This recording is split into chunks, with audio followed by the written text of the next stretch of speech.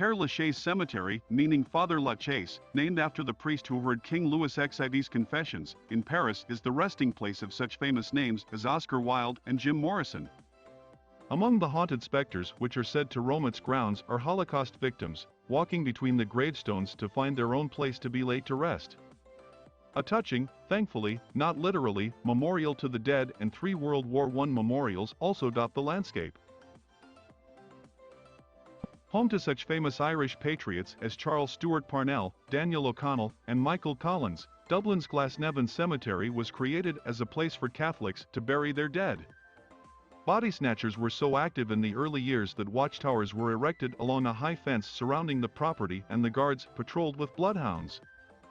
If you visit, stop by the famous pub John Kavanagh's next door, nicknamed the Gravediggers, as bar staff used to pass glasses of whiskey to the gravediggers through a secret hole in the wall. It should come as no surprise that labor laws weren't as protective of the worker in the 1800s as they are today.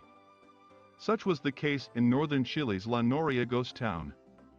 Formerly a saltpeter mine, La Noria was the unwilling resting place of many victims of working accidents and poor living conditions, including many children. Many of the graves have been dug up and their coffins opened, some say by grave robbers looking for 2 rumored treasure chests in the area, and others say it's due to the spirits. With the closest human settlement being a gas station 20 miles 32 kilometers away, the area can be pretty freaky after dark. Some people report hearing disembodied voices, seeing apparitions wandering the streets and approaching them, and hearing screaming from the area.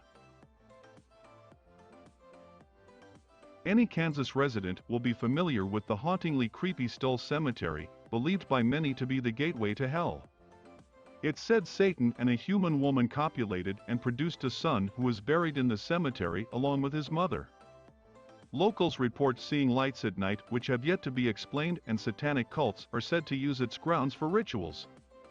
The church on grounds lays in ruins, but if you knock on one of its former stones, it's said Satan himself will respond. Rome's Santa Maria della Concezione dei Cappuccini Church has a slightly, thoroughly, morbid tinge to it. Beneath the main premises lies the Capuchin Crypt, the resting place for 3,700 Capuchin friars. The freaky part is how they're resting. Skeletons and skulls litter the walls of the crypts, making the spaces seem more like a madman's sanctuary than a place of worship. Make sure to look up to see some bones in use as light fixtures.